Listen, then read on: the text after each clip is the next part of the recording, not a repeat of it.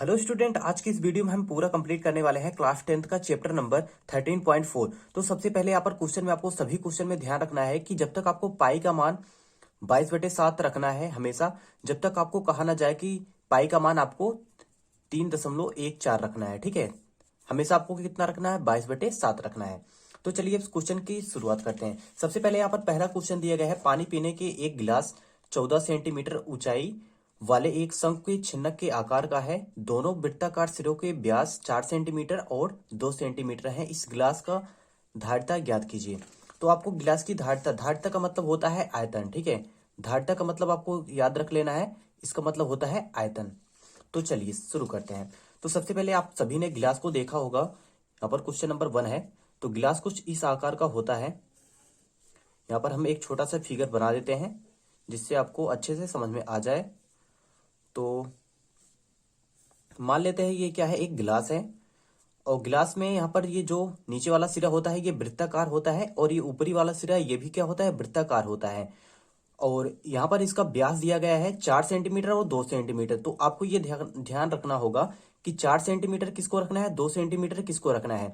तो यहाँ पर नीचे वाला भाग जो होता है वो कम होता है, तो यहाँ पर इसका जो व्यास होगा, ठीक है, व्यास होगा, व्यास मान लेते हैं इसका क्या है, D2 है। ठीक है, और ये व्यास क्या है, हम मान लेते हैं ये D1 है।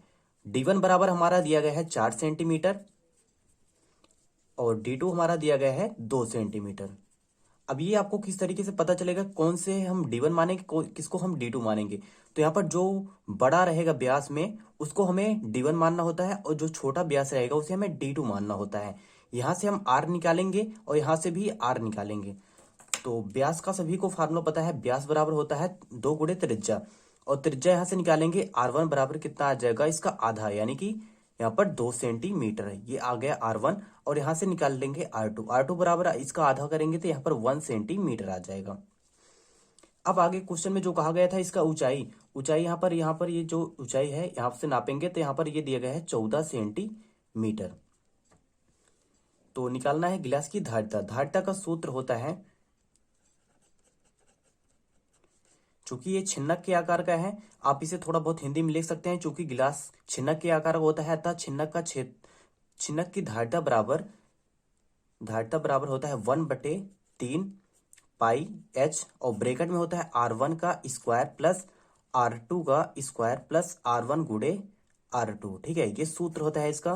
तो इसमें रखना है। तो यहाँ पर सबसे पहले तो 1/3 ऐसे ही रखना है, और पाई के स्थान पे कितना रखना है, 22/7 रखना है, और h के स्थान पे इसकी ऊंचाई कितना दिया है, 14 सेंटीमीटर। और ब्रैकेट में R1 का स्क्वायर, R1 है 2, 2 का स्क्वायर करेंगे तो 4 आएगा, प्लस R2 का स्क्वायर, R2 है 1, 1 का स्क्वायर करेंगे तो 1 ही रहेगा, प्लस में R1 इंटू R2, यानी कि 2 गुणे 1 करेंगे, 2 1 का गुणा करेंगे तो 2 ही आएगा। यहाँ पर 7 1 के साथ 7 दूना हो गया ये 14, 22 दूना कितना हो गया 44, 44 बटे कितना हो गया ये 3। और यहाँ पर जोड़ेंगे 4 1 5 5 2 7, यहाँ पर 7 आ गया, और 44 का गुणा 7 में कर लेंगे तो यहाँ पर आ जाएगा 200, सॉरी यहाँ पर 308 आ गया, और बटे में यहाँ पर कितना हो गया ये 3 हो गया। तो यही इसका क्या हो जाएगा, आंसर हो जाएगा। और हमेशा ये ध्यान रखना है धारिता जो आता है सेंटीमीटर क्यूब में आता है, यानी कि आयतन है वो पावर यहाँ पर 3 रहता है। ठीक है, घन के रूप में। तो ये इसका आंसर हो गया। अब चलिए दूसरा क्वेश्चन भी देख लेते हैं। दूसरा क्वेश्चन है, एक शंकु के छिन्नक की तिर्यक ऊंचाई 4 सेंटीमीटर है। ठीक है, यहाँ पर एक क्वेश्चन दिया गया है जो शंकु के छिन्नक की तिर्यक ऊंचाई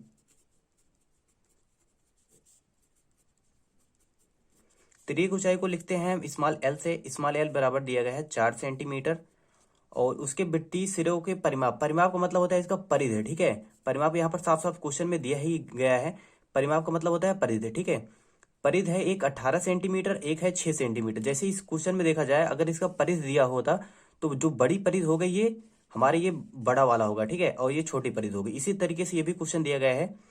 तो यहाँ पर हम पहले परिधि को मान लेते हैं 2πr1। ठीक है, ये 18 सेंटीमीटर,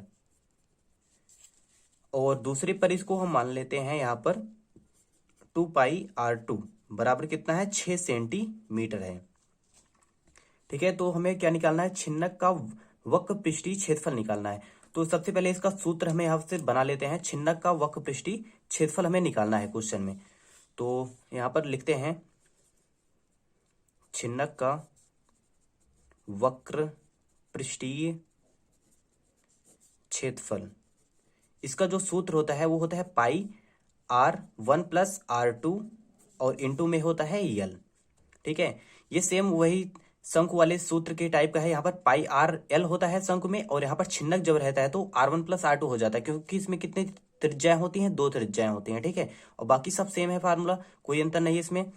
तो इसको हम और क्या लिख सकते हैं, पाई का गुणा आर में करेंगे तो पाई r1 आएगा, और प्लस में पाई का गुणा r2 में करेंगे तो यहाँ पर पाई r2 आ जाएगा। ठीक है, और गुणे में हमारा पहले से कितना है, यल है। तो इसको हमने सूत्र बना लिया है, और इसको हमने क्यों बनाया है अभी आगे आपको पता चल जाएगा। तो यहाँ से हम क्या निकाल लेंगे, पाई r1 निकाल लेंगे। पाई r1 कितना इधर है 2, ये 2 से कट जाएगा, 2 1 का 2, 2 9 कितना 18 है, तो यहाँ से आ गया 9 सेंटीमीटर। इसी तरीके से यहाँ से निकालेंगे पाई r2। पाई r2 कितना आएगा, 2 1 का 2, 2 3 6 आ गया, तो यहाँ पर 3 सेंटीमीटर आ गया। अब आपको पता चल गया होगा कि हमने ऐसा क्यों किया। तो यहाँ पर रखेंगे पाई r1 के स्थान पे रखेंगे 9, और पाई r2 के स्थान पे रखेंगे 3, और इंटू में यल के स्थान पे दिया गया है 4। तो इनका इसका गुणा कर लेंगे, पहले इसे जोड़ेंगे, 9 और 3 हो जाएगा 12, 12 गुणे 4, तो 12 चौके कितना होता है 48 होता है, 48 सेंटीमीटर स्क्वायर। और जब भी वक्र पृष्ठीय क्षेत्रफल निकालेंगे, क्षेत्रफल निकालते हैं तो स्क्वायर होता है। ठीक है, वर्ग सेंटीमीटर के रूप में। तो ये दोनों क्वेश्चन आपको अच्छे से समझ में आ गए होंगे। अगर आपको आ गया होगा तो आप इससे अच्छे से नोट भी कर सकते हैं। चलिए इसके आगे के क्वेश्चन को भी देख लेते हैं। तो अगला है क्वेश्चन नंबर 3।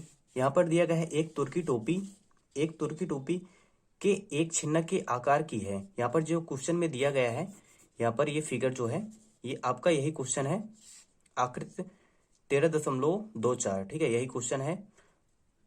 यदि इसके खुले सिरे की त्रिज्या 10 सेंटीमीटर है, खुला त्रिज्या जो टोपी होता है जो पहना जाता है नीचे की तरफ, ये क्या है, खुला भाग है। ठीक है, आगे फिर कहा गया ऊपरी सिरे की त्रिज्या 4 सेंटीमीटर है। ऊपरी सिरा ये देखा जाए ये छोटा है, तो यहाँ पर इसकी त्रिज्या भी छोटी होगी, तो ये इसकी त्रिज्या जो है 4 सेंटीमीटर है, और इसकी त्रिज्या कितनी है नीचे वाले की, 10 सेंटीमीटर है। और आपको टोपी की तिर्यक ऊंचाई भी दिया गया है 15 सेंटीमीटर, यानी कि ये वाला जो भाग दिया गया है यहाँ पर, इसे आप ध्यान से देख सकते हैं। ये वाली आपको जो लंबाई दी गई है इसी को कहते हैं यल। यल बराबर कितना है, 15 सेंटीमीटर है। और यहाँ से आपको R1 अगर यहाँ से निकालेंगे तो R1 बराबर कितना दिया गया है, R1 यहाँ पर 10 सेंटीमीटर है। और R2 जो दिया गया है यहाँ पर, ऊपरी सिरे की त्रिज्या 4 सेंटीमीटर, ऊपरी सिरा छोटा होता है, तो यहाँ पर इसकी त्रिज्या जब निकालेंगे तो R2 बराबर आ गया है 4 सेंटीमीटर। क्वेश्चन में खुद ही दिया गया है, आपको निकालना भी नहीं है। आगे फिर कहा गया है, तो इसके बनाने में प्रयुक्त पदार्थ का क्षेत्रफल, यानी कि क्षेत्रफल निकालना है, यानी कि वक्र पृष्ठ निकालना होगा हमें। तो चलिए क्वेश्चन को सबसे पहले तो थोड़ा सा नोट डाउन कर लेते हैं अच्छे से। तो यहाँ पर हमने नोट कर लिया है।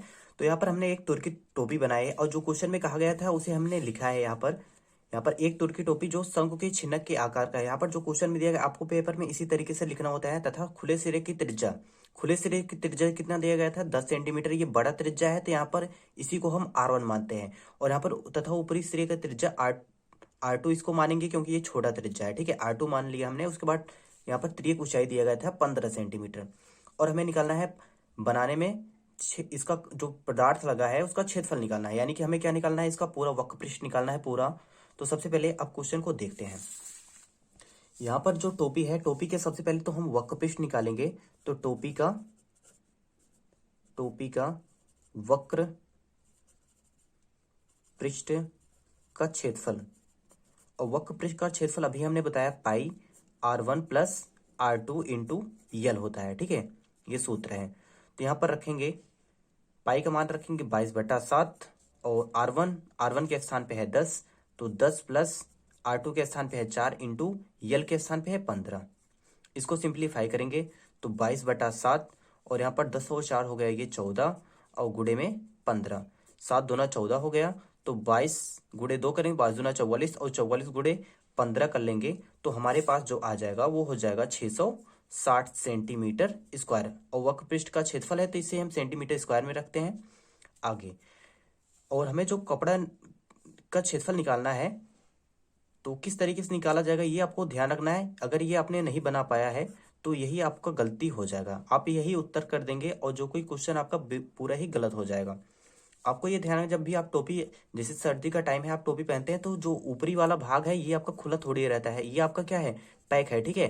तो इसका आपको क्या रखना है, यहाँ पर बंद सिरे का क्षेत्रफल भी आपको रखना होगा, ठीक है। बंद सिरे का क्षेत्रफल किस तरीके से निकालेंगे, ये एक वृत्त के आकार का होता है तो यहाँ पर इसका क्षेत्रफल निकालेंगे बंद सिरे का क्षेत्रफल, और ये वृत्त के आकार का है तो यानी कि πr² से निकालेंगे। तो पाई का मान है 22/7 और यहाँ पर ये कौन सा r है, ये r2 है, ठीक है। यहाँ पर हम छोटा सा लिख देते हैं r2 का स्क्वायर, और r2 के स्थान पे है 4, 4 का स्क्वायर करेंगे तो आएगा यहाँ पर 16, और इसे हम पूरा गुणा कराएंगे तो हमारे पास जो आएगा वो आएगा 352/7 सेंटीमीटर स्क्वायर। अब यहाँ पर इस पे हम फार्मूले पे यहाँ पर रख देंगे। टोपी का वक्र पृष्ठ हमने कितना निकाला है 660, और बंद सिरे का वक्र क्षेत्रफल कितना निकाला है 352/7। अब इसको जिस तरीके से हम भिन्न को हल करते हैं उसी तरीके से इसको भी हल करना है। यहाँ पर बटा 1 कर सकते हैं या फिर डायरेक्ट कर सकते हैं, इसका गुणा इसमें करेंगे तो हमारे पास आएगा 4620, और प्लस में ऊपर वाले को सेम ही रख देते हैं, और यहाँ पर बटे में कितना है 7 है, इसको जोड़ेंगे तो हमारे पास आ जाएगा 4972, ठीक है। और बटे में 7, इसको सिंप्लीफाई कर सकते हैं, भाग जिस तरीके से हम मिश्रित भिन्न बनाते हैं तो यहाँ पर भाग करके हम इसे बना सकते हैं 710 सही 2/7 सेंटीमीटर स्क्वायर, ठीक है। ये हो गया हमारा पदार्थ का क्षेत्रफल जो हमें निकालना था, पदार्थ का क्षेत्रफल। तो अभी तक आपको ये तीनों क्वेश्चन समझ में अच्छे से आ गए होंगे, आप इसे नोट कर सकते हैं। तो आपको अगले हम बताते हैं क्वेश्चन नंबर 4। अब चौथा क्वेश्चन है, यहाँ पर दिया गया है धातु की चादर से बना और ऊपर से खुला एक बर्तन शंकु के छिन्नक के आकार का है, ठीक है, जिसकी ऊंचाई यानी कि यच दिया गया है कितना 16 सेंटीमीटर दिया गया है, तथा निचले और ऊपरी सिरे की त्रिज्याएं 8 सेंटीमीटर और 20 सेंटीमीटर हैं। यानी कि ये 8 सेंटीमीटर कम है तो ये हो जाएगा हमारा R2, ठीक है, और ये हो जाएगा हमारा R1। आगे दिया गया है 20 रुपए प्रति लीटर की दर से इस बर्तन को पूरा भर सकने वाले दूध का मूल्य ज्ञात कीजिए। साथ ही इस बर्तन को बनाने के लिए प्रयुक्त धातु की चादर का मूल्य 8 रुपए प्रति 100 सेंटीमीटर स्क्वायर की दर से ज्ञात कीजिए। और पाई का मान क्या रखना है 3.14 रखना है। क्वेश्चन में साफ साफ दिया गया है कि पाई का मान 3.14 रखना है। तो सबसे पहले यहाँ पर हमने एक फिगर बनाया है और एक बर्तन है, मान लेते हैं ये बर्तन है, इसी आकार का है। यहाँ पर जो दिया गया है उसको अब रखते हैं। यहाँ पर ऊंचाई कितनी है 16 सेंटीमीटर है, तो यहाँ पर हमने ऊंचाई कितना रखा है 16 सेंटीमीटर। और कहा गया शंख के निचले सिरे का त्रिज्या, निचले सिरे की त्रिज्या जो है वो है हमारा 8 सेंटीमीटर। तो यहाँ पर हम क्या रख देते हैं 8 सेंटीमीटर। और शंख के ऊपरी सिरे की त्रिज्या तो दिया गया है, ये है 20 सेंटीमीटर, तो यहाँ पर हमने रख दिया 20 सेंटीमीटर। बस इतना कहा गया है। और उसके बाद कहा गया बर्तन को पूरा भर सकने वाले दूध की मूल्य, दूध की मूल्य कैसे निकाल सकते हैं, किसी चीज का मूल्य तब निकाल सकते हैं जब उसकी मात्रा पता हो, ठीक है। तो सबसे पहले हम क्या करेंगे, दूध की मात्रा कितना लीटर है ये निकालेंगे, उसके बाद ही हम उसका मूल्य बता सकते हैं। तो जब भी आपको मात्रा किसी चीज का निकालना हो कि इस बर्तन में कितना दूध आएगा, कितना पानी आ सकता है, तो आपको क्या निकालना है, उसका आयतन निकालना होगा। तो चलिए अब इस क्वेश्चन में इसका आयतन निकालते हैं। तो सबसे पहले आयतन का सूत्र याद रखना होगा। आयतन का सूत्र जो होता है वो छिन्नक के आयतन का सूत्र जो है वो है हमारा 1/3 पाई एच ब्रैकेट में R1 का स्क्वायर प्लस R2 का square plus R1 into R2। तो यहाँ पर रखेंगे 1/3 और पाई का मान हमें 3.14 रखना है, तो अभी हम इसको ऐसे ही रखते हैं, अभी कुछ भी नहीं करना है इसमें। और एच के स्थान पे है 16 सेंटीमीटर, तो ये 16 हो गया। R1 का स्क्वायर, R1 यहाँ पर है 20, 20 का स्क्वायर करेंगे कितना आएगा 400। हम यहाँ पर एक लाइन छोटा कर दे रहे हैं। आगे R2 का स्क्वायर करेंगे तो 8 का स्क्वायर कितना हो जाएगा 8 9 हो जाएगा ये 64, आगे प्लस R1 इंटू R2, इन दोनों का गुणा करेंगे। 8 दूना कितना हो गया 16, 160। उसके बाद यहाँ पर ये 16 पाई बटे 3 हो गया, और ये इसको जोड़ देंगे, तो यहाँ पर जोड़ेंगे तो ये आ जाएगा 624। ठीक है, अब यहाँ से ये 3 से कट जाएगा, 3 दूना 6, और ये 8 तक कितना हो जाएगा 24। यहाँ पर ये कैंसिल हो गया, तो 16 का गुणा 208 में कर देंगे, तो यहाँ पर ये आ जाएगा 3328। और आगे पाई था तो पाई हमने यहाँ पर रख दिया।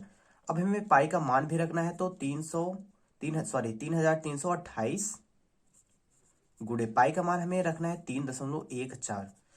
अब 3.14 से गुणा करा लेंगे, तो गुणा आप सभी को आता होगा, हम यहाँ पर डायरेक्ट रख देते हैं। तो जो इसका गुणा आएगा वो आएगा 10,449.92 इतना सेंटीमीटर स्क्वायर। यहाँ तक की बात क्लियर है सभी को। अब आगे अब क्वेश्चन में देख लेते हैं। सबसे पहले तो कहा गया है 20 रुपए प्रति लीटर की दर से, ठीक है, यानी कि 1 लीटर का मूल्य कितना है 20 रुपए है। 1 लीटर का मूल्य कितना है 20 रुपए है। तो चूंकि 1 लीटर दूध का मूल्य बराबर कितना है 20 रुपए, लेकिन सॉरी यहाँ पर ये क्यूब है, लेकिन हमारा ये अभी क्या है, ये लीटर में बिल्कुल भी नहीं है, इसको हमें लीटर में बनाना होगा। लीटर में बनाने के लिए क्या करना होगा, हमें 1000 से भाग करना होता है। कितने से 1000 से, आयतन में 1000 से भाग कर देंगे तो ये हमारा लीटर में बन जाएगा। तो इसको भाग करेंगे 10,449.92 बटा कितना 1000, और ये हमारा बन गया अब लीटर में। और इसको सिंप्लीफाई करेंगे तो ये दशमलव है, और यहाँ पर नीचे 3 जीरो है, तो यहाँ पर दशमलव ये इस साइड से इस साइड आएगा, और 3 अंक इधर आ जाएगा, तो यहाँ पर दशमलव यहाँ पर पहुंच जाएगा। ठीक है, तो आ जाएगा 10.449992, या फिर इसको हम लिख सकते हैं 10.4, ये 49 है लगभग, इसको हम 50 लिख सकते हैं, इतना लीटर। अब आगे यहाँ पर 1 लीटर का मूल्य इतना है, तो 10.45 लीटर दूध का मूल्य बराबर 20 से इसका गुणा कर देंगे 10.45। और गुणा करने के लिए क्या करना होगा, सबसे पहले तो यहाँ पर सिर्फ संख्या का गुणा आपको कर लेना है। यहाँ पर 2 है, यहाँ पर 1045 है, 1045 का दुगना हो जाएगा 2090, और पीछे से यहाँ पर 2 अंक पे दशमलव था, और यहाँ पर ये 1 जीरो पहले तो यहाँ पर लिख देंगे, क्योंकि हमने सिर्फ 2 का ही गुणा कराया है, और पीछे से 2 अंक पे हमें दशमलव लगा देना है, तो यहाँ पर दशमलव लगा देंगे, तो ये हमारा क्या आ जाएगा 209 रुपये। 209 रुपये, क्योंकि दूध जो है वो रुपए में ही खरीदा जाता है, तो ये हो गया 209 रुपये।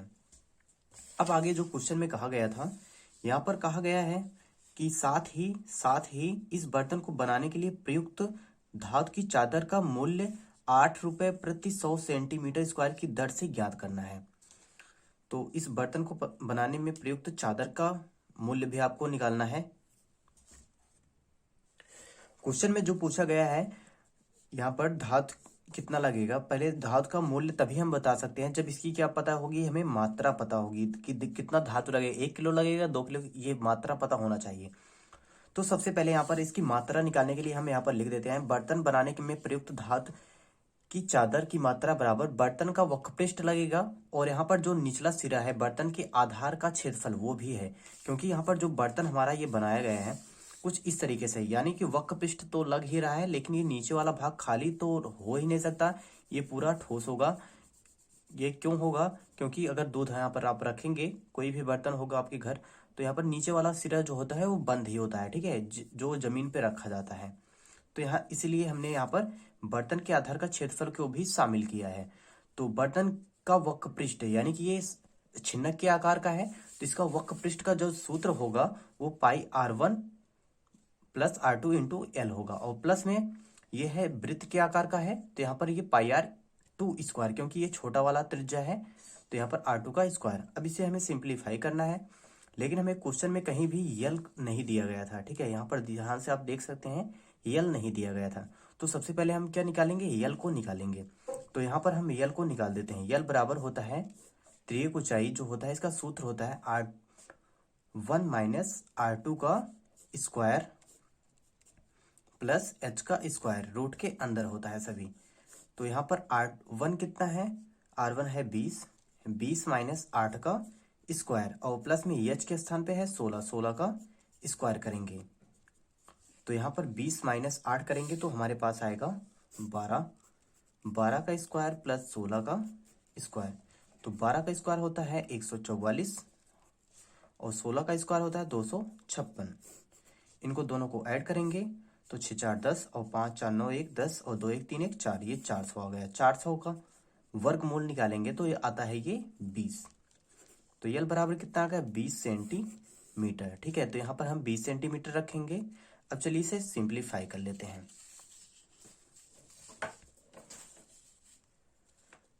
तो पाई का मान यहाँ पर अभी हम बाद में रख सकते हैं, या फिर इन दोनों में कॉमन ले सकते हैं। पाई अगर हमारा ये कॉमन आ जाएगा, या फिर डायरेक्ट हम अलग अलग निकाल के कर देते हैं। चलिए इसको हम अलग अलग ही कर देते हैं। सबसे पहले हम बर्तन का वक्र पृष्ठ निकाल लेते हैं।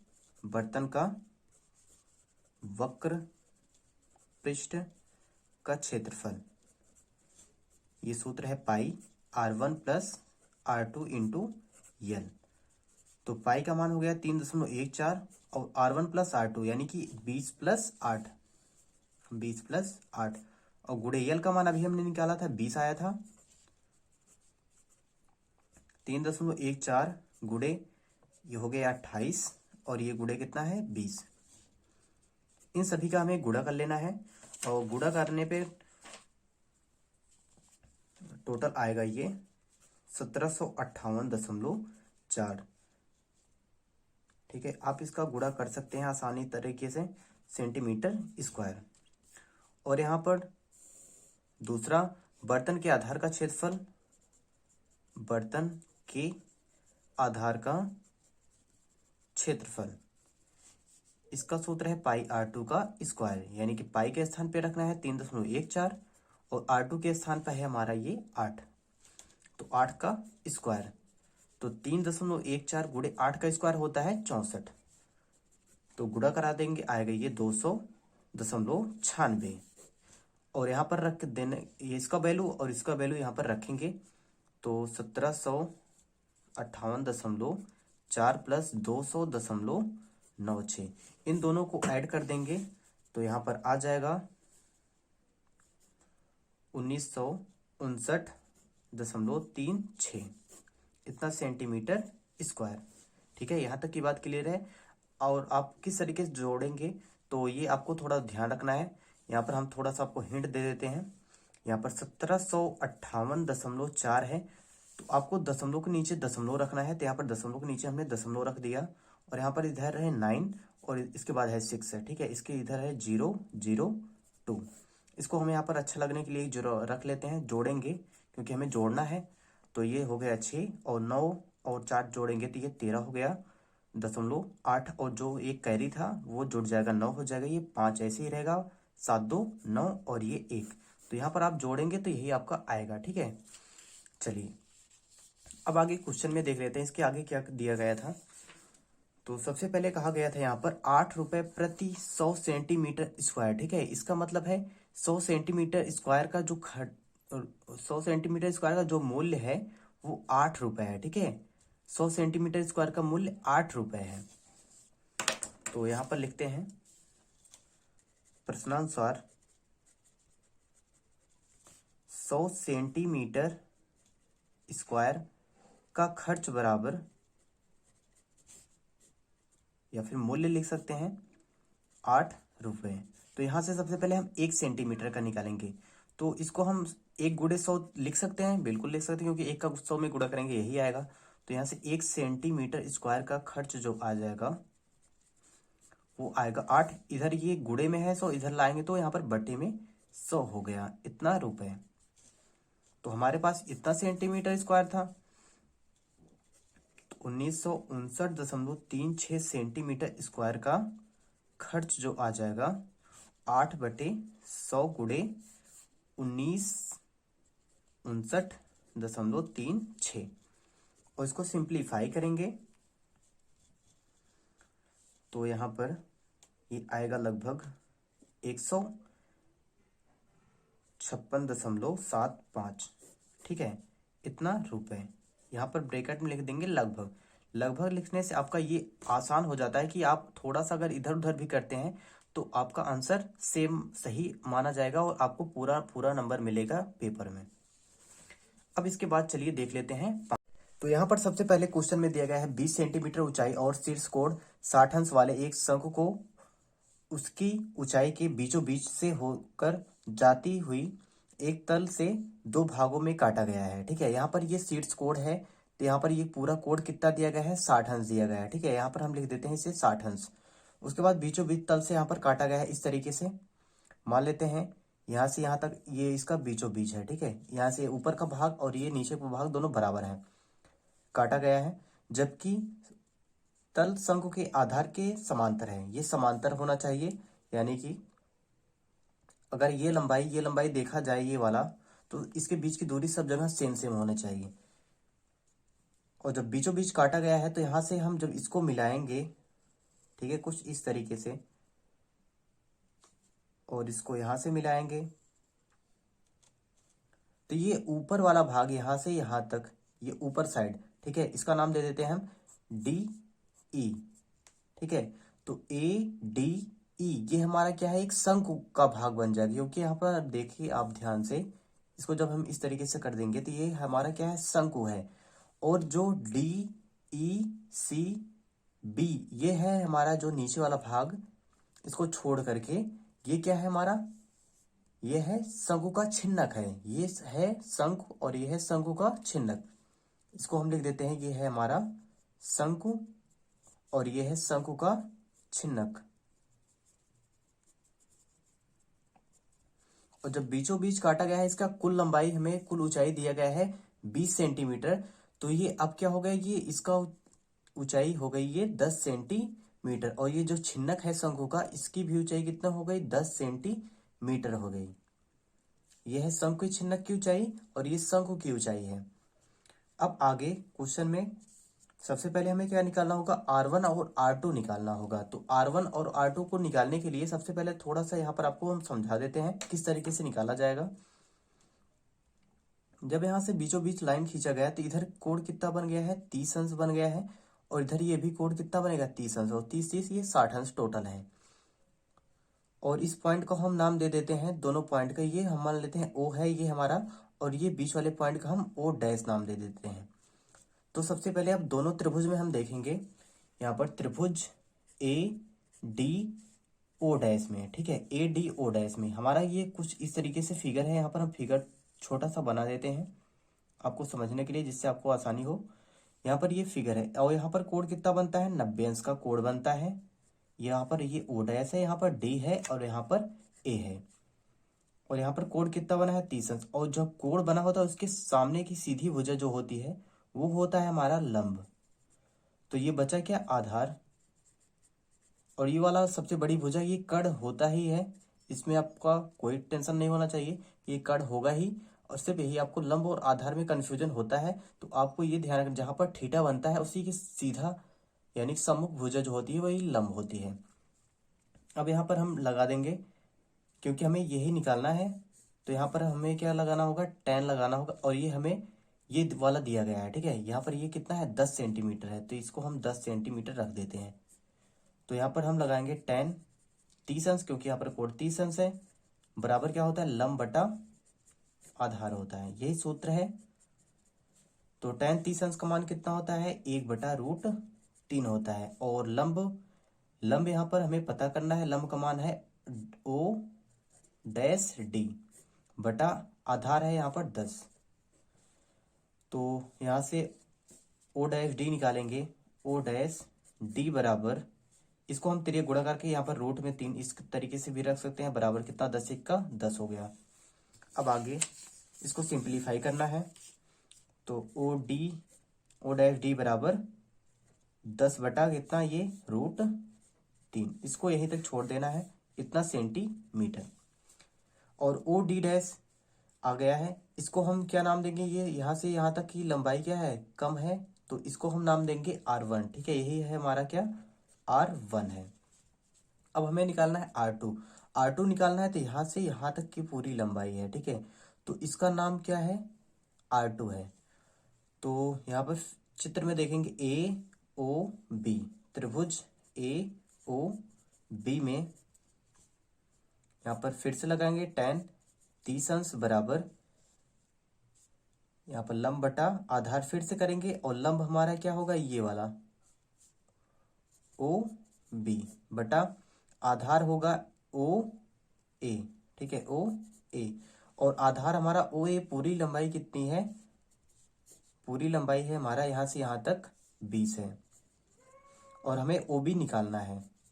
और tan 30 अंश का मान पता है 1/√3, तिर्यक गुणा कराएंगे तो ये √3 OB बराबर, ये आ गया 20, और तो OB बराबर यहाँ से आ जाएगा 20/√3 सेंटीमीटर। इसी का नाम है हमारा ये R2। ठीक है, यहाँ तक अगर समझ में आया होगा तभी आपको आगे क्वेश्चन आ सकता है।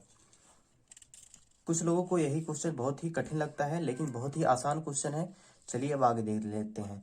यहाँ पर आगे कहा गया था क्वेश्चन में, आगे क्वेश्चन में कहा गया है, यदि इस प्रकार शंकु के छिन्नक को व्यास 1/16 सेंटीमीटर वाले एक तार, यहाँ पर तार का क्या दिया गया है, व्यास दिया गया है, आपको ध्यान से देखना है, तार का व्यास दिया गया है। तो यहाँ पर लिखते हैं, प्रश्नानुसार तार का व्यास हमें दिया गया है 1/16 सेंटीमीटर। तो हमारा त्रिज्या कितना आ जाएगा तार का, तार की त्रिज्या जो होगा हमने बताया है कि यहाँ पर जो बटे में होता है, इसमें आपको 2 का गुणा कर देना होता है व्यास की आधा करने के लिए। तो यहाँ पर नीचे 16 पहले से है सेंटीमीटर, यानी 1/16 दूनी 32 सेंटीमीटर, यानी तार की त्रिज्या जो आ गई वो आई 1/32 सेंटीमीटर। और हमें निकालना क्या है, तार की लंबाई यानी कि तार की लंबाई, तार किस आकार का होता है, बेलन के आकार का होता है। ये आपको ध्यान रखना है, तार किस आकार के होता है, बेलन के आकार का होता है। और बेलन की लंबाई निकालना है, यानी कि लंबाई को L से लिखते हैं, लंबाई बेलन का कहा जाए या फिर ऊंचाई कहा जाए, बात एक ही है। तो यहाँ पर हमें लंबाई निकालना है, तो यहाँ पर हम L रखेंगे, तथा तार की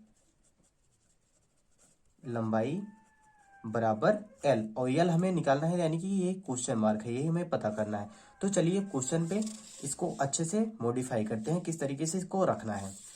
तो यहाँ पर हमने रख दिया है, चूंकि क्वेश्चन में कहा गया था शंकु के छिन्नक को तार के रूप में बदल दिया गया, यानी कि दोनों का जो आयतन है वो बराबर होगा। जब भी आपको कहा जाए तार में बदल दिया गया, तो यानी कि आपको क्या निकालना है, आयतन निकालना होगा। तो यहाँ पर हमने वही रखा है, शंकु के छिन्नक का आयतन बराबर बेलन का आयतन। शंकु के छिन्नक का सूत्र यहाँ पर लिखा गया है, और यहाँ पर बेलन के आयतन का सूत्र πr²L, यानी कि H के स्थान पे हमारा L है। यहाँ से दोनों तरफ पाई कैंसिल हो जाएंगे, 1/3 गुणे, और शंकु के छिन्नक का ऊंचाई जो है, यहाँ से आप देख सकते हैं, यहाँ पर ये इसको ऊंचाई कितनी थी, 10 सेंटीमीटर, और ब्रैकेट के अंदर R1 का स्क्वायर, R1 हमने निकाला था, तो यहाँ पर कितना आया था, 10/√3। तो यहाँ पर इसको सही है, हमने यहाँ पर उल्टा नाम दे दिया था। यहाँ पर ये है R2 है, ये है R1। ठीक है, ये उल्टा हो गया था, तो यहाँ पर आप इसे बना सकते हैं अच्छे से। तो चलिए अब रखते हैं यहाँ पर। तो यहाँ पर हमारा क्या है, R1 के स्थान पे 20/√3 है, बस यही आपको थोड़ा सा चेंज कर लेना है। यहाँ पर ये 20/√3 का स्क्वायर, प्लस R2 के स्थान पे 10/√3 का स्क्वायर, प्लस इन दोनों का गुणा करना है, 20/√3 और इंटू में 10/√3, ब्रैकेट बंद, बराबर R²। इस तरफ R², जो बेलन का हमने निकाला था त्रिज्या 1/32 था, 1/32 गुणे 1/32 गुणे L करेंगे। अब इसे चलिए सिंप्लीफाई करते हैं। तो सबसे पहले तो यहाँ पर ये हो गया 10/3, और ब्रैकेट में ये बचा है, इसको करेंगे 20 का स्क्वायर होगा 400, 400 बटा √3 का स्क्वायर होता है तो सिर्फ 3 ही आ जाएगा, प्लस में 100 बटा 3 प्लस 20 दहम में कितना हो जाएगा ये 200 बटा 3 बराबर में 1 बटा 32 का स्क्वायर होता है 1024 गुणे n। तो यहाँ पर ये 10 बटा 3 है, इसको जोड़ेंगे 4 1 5 5 2 7 700 बटा 3 बराबर 1 बट्टा यानी कि इसको हम यल गुणे 1 यानी कि लिए यल बटा 1024। तो ये हो गया 7000 बटा 3 त्रिका ये 9 हो गया बराबर एल बटा 1024। तो त्रिक गुणा कराएंगे 9 यल बराबर 7000 गुणे 1024। तो यल बराबर इसका गुणा कराएंगे तो हमारे पास जो आएगा वो हो जाएगा 716800। और ये 9 इस तरफ गुणा में है, इस तरफ आएगा तो बटे में हो जाएगा। इसको भाग करेंगे तो आप भाग आसानी से कर सकते हैं। तो ये आएगा